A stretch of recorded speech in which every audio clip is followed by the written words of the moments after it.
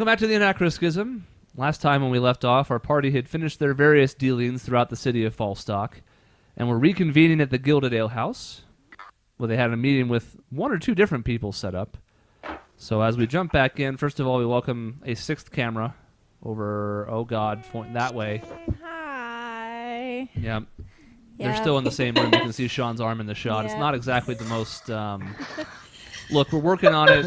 When we move, the new studio will be prepared for all of these things, but, you know. Come on, Sean. Give the ladies a little something over in Michaela's.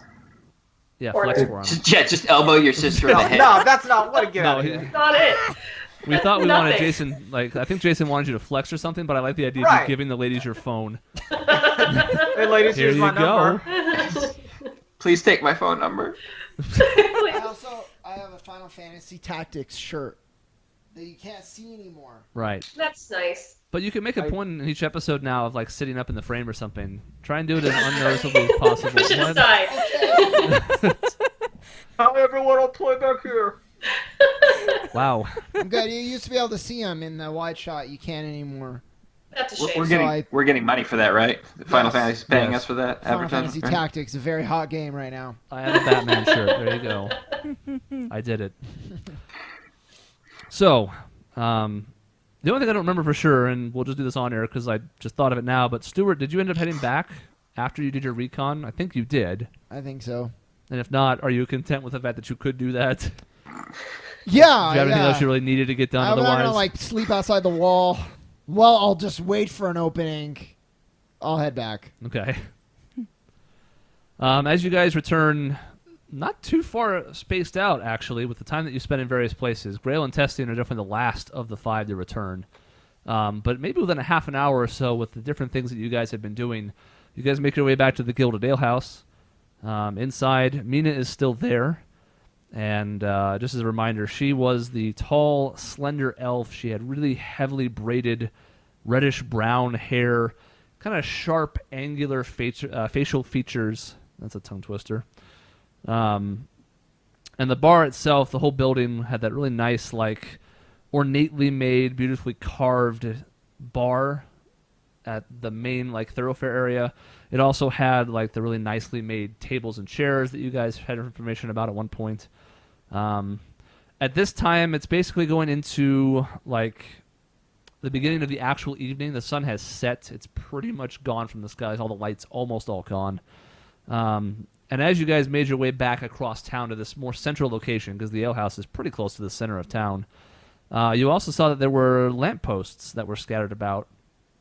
A couple of you might have actually seen them as you were wondering about before, but they have these nice, glass enclosures, and they're all kind of lighting up the city. There were a handful of these in Cigar Cove, but there's a lot more of them here, to the point where you can tell just from a glance, in this way and many others, that this city is a lot more developed than Cigar Cove is. It's also much larger. So it's just turning to night now? Yeah, it was dusk when you were doing your recon before, but it wasn't completely dark yet. You guys went to a brothel in the day. Yeah. That is A tacky. burlesque. It's a show. It's still tacky. Oh, man. Stay out of have the some champagne room, class. guys. Anyways. We're all Tacky. super This embarrassed. guy's running around debating sleeping in front of walls. He's gonna tell us what tacky is. Yeah, he wasn't even there. He doesn't even know. Shit was awesome. I've heard stories. No, you haven't. So, as you guys come back in, it's busier than it was when you arrived in the afternoon and you asked for your rooms. At this point, it's a little bit more than half full now, and there was room for about, 50 people in the main seating area that's down next to the bar. And at this point, a good chunk of the tables and chairs are all full up with a variety of different people who are there. But essentially, for the sake of story expediency, when all 5 of you are back in, Mina kind of motions you over and asks if you've enjoyed what you've seen of the city so far. Tessian looks at a Grail, because he knows now they've shared a moment at Yes. the burlesque, and he's like, "Yes, I do believe we have enjoyed it." And I grin at Tessian and just kind of nod. Okay. There's not much to enjoy, to be honest with you. Well, people find happiness in different things, but you're right. There is a heaviness over the city that there didn't used to be. But we must speak on that more in private. Come with me. And she kind of motions you to go around the corner. And I believe she talked about this when you guys first checked in, but she essentially has a room around the corner past where the stairs go up. It's actually kind of, I didn't intend for this, but it's sort of like Majora's Masks in the downstairs of the inn, where you have the main area and then there's the staircase and you go around the corner and there's the room with the guy who wants toilet paper for a piece of heart. Oh, is he here? Yes, he's here. It's actually, I don't know why I didn't make the connection before, but it's really exactly like Majora's Mask. Yeah, upstairs is a wedding dress in a room and a big rupee. It's weird. Excellent. Inside jokes, I love them. Yeah, he is not a Zelda fan. Yeah, that obscure Majora's Mask. Please don't turn off the stream just because Mike I've never hasn't been a played Zelda guy. I'm sorry. I know. Come on. Even Jason's played a few Zelda games. Come on. I've played Majora's Mask. It's been a while, but yeah. So, around the corner, she leads you down to this kind of nondescript looking room. And inside, it appears to be like a storage room of sorts. There's different stuff for the kitchen area, additional glasses and mugs and stuff like that. But it seems like it also has a cellar that you can kind of see. There's a latch that leads downward. And inside, you also see another familiar face, a hulking Goliath.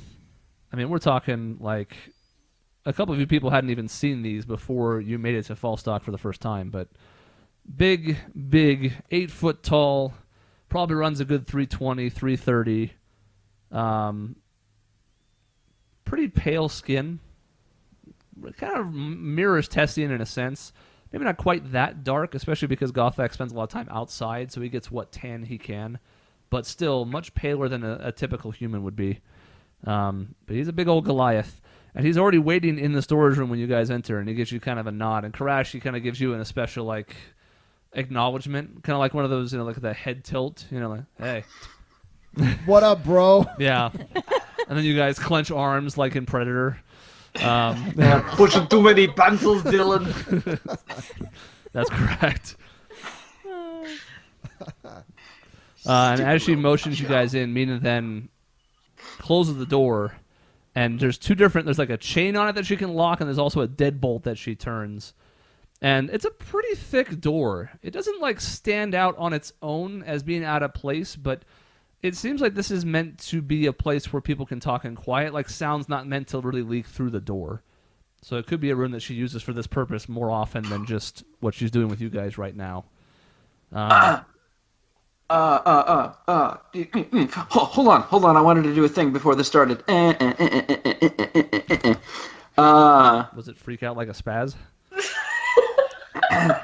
Maybe it was. Because we're in I progress. don't think I have it prepared, or it's in my... I literally thought you were like beatboxing. I know. He's like, there's no music here. You didn't go to the Oh, burlesque. this is like a club. I'm like, no, it's not at all. Where did you No, get I that? wanted to cast a spell, and I don't remember the specifics detect of it evil because I thing, didn't the write it divine down sense? because I'm smart. The detect Divine evil sense or or whatever it something like was. No, it was... I'm just guessing. I don't know. It was detect magic, I think, but I can't remember if... You know what? Let's just move on, because I can't find the goddamn thing. Sorry! Well, I think we all learned a lot. Yeah, just ignore me. I mean, if it comes to you, we can still sort of retcon as long as you can find it sometime in the next hour and a half. Don't, no, yeah, not important. We'll pretend it never happened. Okay. So, closes the door, bolts the lock, pulls the chain. And as she starts speaking to you, it's still somewhat hushed. Not like when you first got there and she was kind of speaking to you almost in a near whisper so that she wouldn't be audible to the other patrons, but still, you can tell she's going to some lengths to not just be loud, if that makes sense. It's pretty much normal conversation tone, but you can tell even with the door and the enclosed environment, she's not really going out of her way to be heard. And she says, I don't know if you've met, but I've heard from Gothok that he ran into at least a couple of you over at his shop. Is that true? Yes, we spoke with him earlier. And Gothok goes, ha! I'd remember this one no matter what. And he points over at Karash again. Thank you. This is sort of a game respect game moment, and you're not entirely sure why.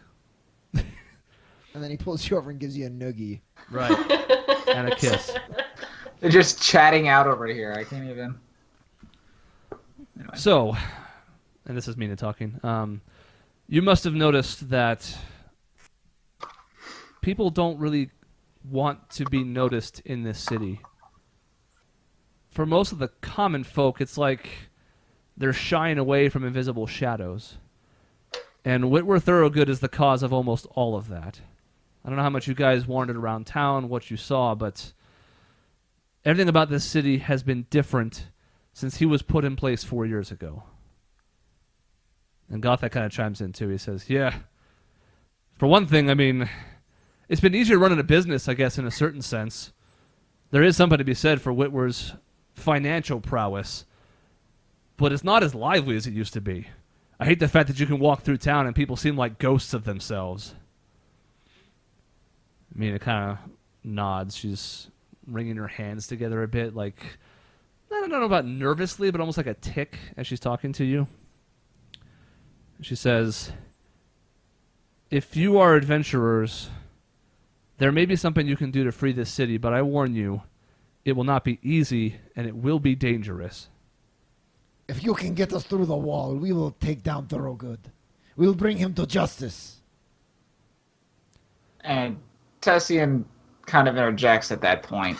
And Tessian is just like, well, hold on a moment. Maybe it's just because I'm new here, but try to clear things up for me. I've heard everything from his taxation is ruining the economy to he's got a fine business sense. Apparently, only who did he replace? I guess I'm just not clear on how things are running around here. What do you know about Mr. Thorogood and how he runs his business? He stays behind this wall, yet everyone seems to know that he and he alone is behind all of this. I mean no offense. We are newcomers, obviously, but I seem to be lacking in the kind of information I would like before I agree to killing a man. Mina kind of gives you a nod, and she says, well, his business is essentially taxing the good people of Falstock. That's how he makes all of his money. And while all major cities pay a tithe of sorts to the royalty, his taxation goes far and beyond what is required to give the money where it's needed. So basically, he's pocketing the difference, which explains the lavish mansion that was not here before he was put into place. That's a relatively new construction up there. His predecessor was a much kinder man. Both Gothak and I have been here long enough to remember him, but Whitwer was put into place by someone above his power station. We don't know who. We don't know why he was assigned to the city. We just know that things have been miserable ever since. So in the sense of business, I think what Gothak is saying is he makes a great killing for himself at the expense of everyone else. There's great business to be had in asserting your authority over a region and then bleeding it dry, as long as you don't push it too far to the point where it collapses. And that's the fine line that he's been walking ever since he was put into place here. Koresh is confused and has he hurt anyone? You know, for the most part, we hear stories of anybody who is foolish enough to go to the manor, sometimes being roughed up, sometimes not being heard of again. But I think he prefers to rule through the idea of fear. Those actions were more commonplace when he first started. But since then, it's been more about establishing an idea and then keeping a presence with his personal guard than it has been doing anything that was demonstrative or like any like major shows of force since then. So recently, not so much. In the beginning, yes, but for the most part, his hurt has been indirect. It's a wound he's inflicted on the city and its spirit, and not on the individuals that are inside of it. Can we look to redistribute this wealth? Does he have it tied up in investments, or is it sitting in some vault in his mansion? I couldn't say for sure, but my guess would be that he keeps it somewhere within his estate. because of how well protected it is, how guarded it is, how tough it is to get inside. If he has things that he's tied up in the city, it's not through me, and it's not through Gothak, and we're two of the biggest establishments in town, so it's possible, but if there is something like that, it's an establishment that we don't know anything about. Grail, Yeah. in Tales of the Gunslinger 3, Minikato's vengeance, there is a villain who collects money and thieves steal from him and give it back to the poor people. I think Right. we have an opportunity here to help their suffering. Yeah. Seems fine and dandy to me, but I think the issue here is how we get in there and do it. This is the point at which Gothak kind of chimes in, and he says, there is a way, but again, it's risky. Probably a better plan than assaulting the front gates, but just know that there's not going to be the smoothest transition when you're walking into it, okay? Now, there is a sewer system that runs underneath Falstock that essentially runs southbound out into that little bit of water that comes in from the sea, that comes up alongside the south side of the city. You can find your way through. Just know that these sewers are not very well maintained, that people don't go down there very often, and for a couple of reasons. One, the place is a mess, and two, we've heard tale that there are different monsters down there, between some of the stuff you'd expect, like snakes and rats and other things you might find in a sewer, and other stuff you might not expect. Now, I've only been down there once or twice myself, and killing some of the creatures wasn't too difficult, but you hear folk from the city who make the mistake of straying in there tell tale of different kinds of creatures they've seen in there as well. Other kind of almost like monstrosities. And how much of that is truth and how much of it is tall tale, I couldn't say for sure, but just know that there may be other creatures down there than what you might be expecting. We are not afraid of your sewer fairies. Just show us the way and we'll take care of it. And you see Gothak, his posture changes a little bit to where he's already towering over anybody in the room, including Karash, who's the tallest of the group. But he straightens up a bit at your words, almost as though he's taking offense, but Are not these pets or something? but not quite. But as he does so, you can see, like, especially for you, Stuart, your head now, as he's standing up straight, comes up to maybe above his belly button. Oh, yeah. And he's like, that's big talk for one so small, but I trust you can back it up. I certainly hope so, for your sake and the city's. We may be more capable than you think. Leave it to us and we will bring justice to the people of this city. Right, team? You're confident. Right. Gosh. Sorry. He says. No, Tessian is just he's just a little bewildered still, I guess. He's just like, but what's next? What? Look, this is all fine and grand. You want to steal from him and redistribute the wealth, but that doesn't fix your problem. You have a man put in power by someone you don't know, but as it stands, he's a representative of the empire, of the ruling power, and he's abusing that power. That is your problem. You talk about fear being what keeps these people in check, not wealth. Giving them money isn't going to change the situation. Sure, it will make things better, but fear's your problem. Fear's what you need to tackle. Us sneaking in and stealing something will wound the man, but you can recover from that. He can demonize us and villainize us and make us the enemy. If you want to restore hope to these people and get rid of this fear, we have to show them that the empire, that the systems put in place to protect them are still there, that they're still there to get rid of people like him. stealing from him, it just shows that the system is broken. Oh, I stealing. don't. Stealing is just one part of the plan. We're going to bring Thorogood to justice. And then And when what, we do, Stuart? it's a symbol to the people that the Empire can bleed. And that But we don't people are want the capable. Empire to bleed, Stuart. Oh, it's a good start, I think. Let people see that it's not invincible. But who replaces Thorogood? Hopefully someone better. Because if it's not, Hopefully. we'll come for him too. So we that's can't your solve plan, it then, all Stuart. in one day. We can only do what we can. We can only change what we know. And what we know is Thorogood is a horrible human being who is oppressing the people of this city. But who's allowing him to do that, Stuart? We'll find out soon enough. We have to start somewhere. We'll work our way up the chain.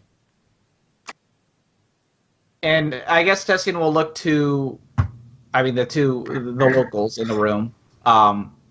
And I guess he'll ask them. He'll be like, if we remove Thorogood from power, who stands to replace him? Typically, those decisions are made from people outside the city. So it wouldn't be someone from within. It would be another outsider, most likely. Someone appointed by someone higher up.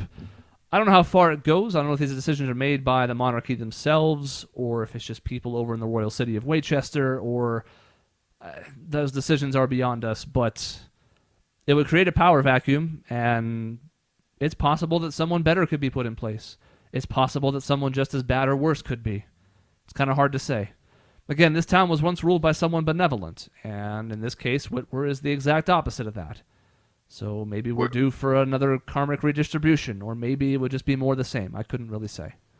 Where's the last guy? Dead. Oh. So we Hence can't why. use him. No. Hence why he needed a replacement. These people are afraid of their own shadows in this town. Let's show them you can fight back. So, I'm happy to at least, talk to the guy. Uh-huh. Karash's form of talking. Yeah, we've seen your talking, Karash. We really have. I guess Tessian will look to Lena, and he'll be like, Lena, what's your thoughts on all this? And kind of thinks for a second. I say that Shim. Shim, yes. I think the power needs to be redistributed, but I don't think killing him is the answer. There has to be something else we can do. Imprison him. Maybe we can have a say in who takes his place. But I'd like to leave more good effects here than negative ones. Tessian will, I guess, add on to that. He'd be like, well, if we could find evidence that he'd been abusing his power and turn that over to, what would they be called, Chris? Like Waychester or like the Imperials? I don't know. it depends on who you're talking about specifically, but the Imperials works well enough as the group. Okay, he's like, and if we could prove that he was abusing his power, it may be possible to ensure a stiffer hand directly from Waychester in putting in somebody more beneficial in place. I'm just concerned that they know and they're turning a blind eye. How would they not know?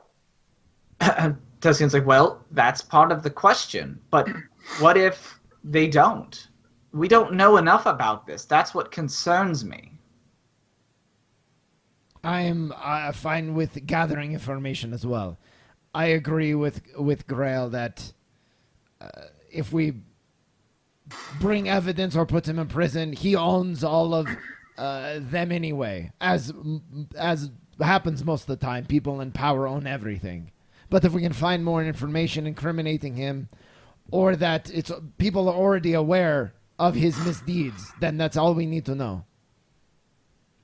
How does he collect the money? Goth, that kind of gives you a knowing look. Like, you're sort of asking the right questions. You've seen his personal guard that was manning the front gate, yes? Well, they're the ones who also serve as the debt collectors. Yeah, they have many hats, many roles they fulfill throughout the city, in addition to muscle. I would also caution you not to take them lightly. These are not your run-of-the-mill mercenaries. It's more of like a trained personal guard that have been hired specifically for Thorogood and have worked for him for some time. So it's not like somebody just came in and he pulled some people off the street, put them in armor, and said, hey, go ahead and protect everything I own. He's much more thorough than that. How many I of them know. are there? I didn't want to say it. That's why I paused. I couldn't think of another word. Meticulous. Too late. Too late. How many Thanks of them to are Sims. there? It's hard to pin down any number at any given time, but he's probably got anywhere between 40 and 45 under his employment. And they, work in various shifts. Some of them are posted as guards at certain times, other than, have time off. Some of them work throughout the city at different times. But it's a safe bet that there's going to be at least a couple dozen in and around that manor, including the ones you see So- out front. If we kill half of them, he can only collect half as much tax. Yes. I don't think that's enough, Karash. In theory, or he could have half as many men collect them twice as brutally. So what are we looking at here? We go through the sewer. What can we expect on the other side? Where does it lead? I've only been inside Thorogood's. This is Gothak, by the way. I'm not just distinguishing their voices because I'm sick. Sorry. His should be deeper. I've only been inside a couple of times at Whitwer's request, since I'm relatively known throughout the city. His palace itself is 4 stories tall. Big building. Definitely the biggest in the city. You can't even really see it from the outside because of how large the wall is, but it's going to take you some time to probably go through it once you get on the inside. The sewers are going to lead to a building outside of the main mansion, but inside the wall. There are basically 5 main outlets throughout the city, 1 in the center, and then 4 in each of the cardinal directions where there's an outlet that gives you access to the sewers. And the one to the north will let you out inside the wall, which will also avoid some of the attraction of the main guards posted by that main gate because you won't be coming out near it. But there will still be a smattering of people posted on the inside that you'll have to be careful of. Do you have a contact for us in there, or are we on our own as soon as we go in the sewer? No, I wish it was as simple as finding somebody that was not loyal to Whitwer, but apparently he pays quite well, and we even thought maybe we could try to find an inn of that manor, and it has not been the case to this point. People seem to be very happy with him in charge, or at the very least the people under his employ seem to be very happy with him in charge. I guess Tessian will ask, is there a reason we cannot be under his employ? I think it's possible as far as like a tactic to get in. Whitwer would know better. Whitwer knows his staff. So if you were able to acquire something that would distinguish you as his guard, they don't really have like a uniform they wear. But if you were able to find some kind of inn, if you were able to get the names of people that worked for him and maybe pose them in that way, that could help with you getting inside. It's not going to trick Whitwer. And then Tessian sort of corrects, and he's like, no, I mean, does he shy away from visitors? Is there a reason I couldn't visit the man proper? Yeah, he shies away from them super hard.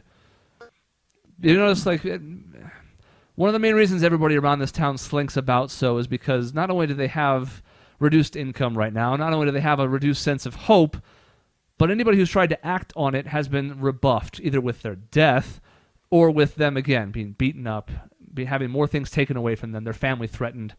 He does not seek audiences from members of the populace. So for newcomers in town, he's not just going to be like, yeah, come on up, come see me. There was a time when he first started where he would eventually,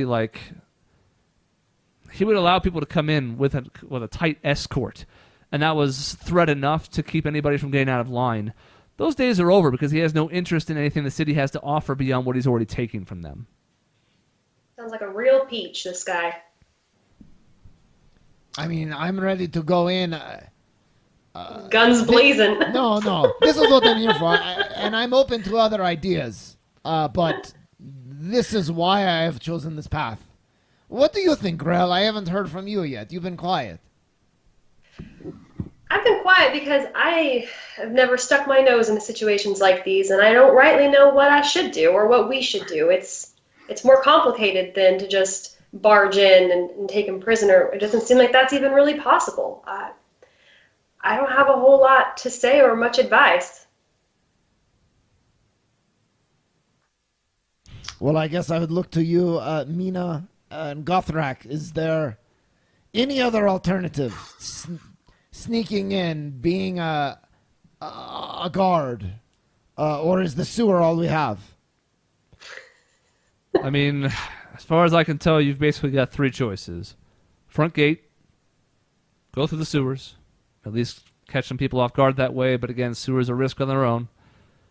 Or if you can try and assume somebody's identity, you're going to have to be able to do a good enough job to get past the other guards. It's a relatively tight-knit group to the point where if you had some tricks up your sleeve, you might be able to impersonate one or two of them and have yourself get access that way. But again, that only goes so far. It might be a means to get into the building well, but Whitwer's going to know his staff well enough to know if he's being tricked.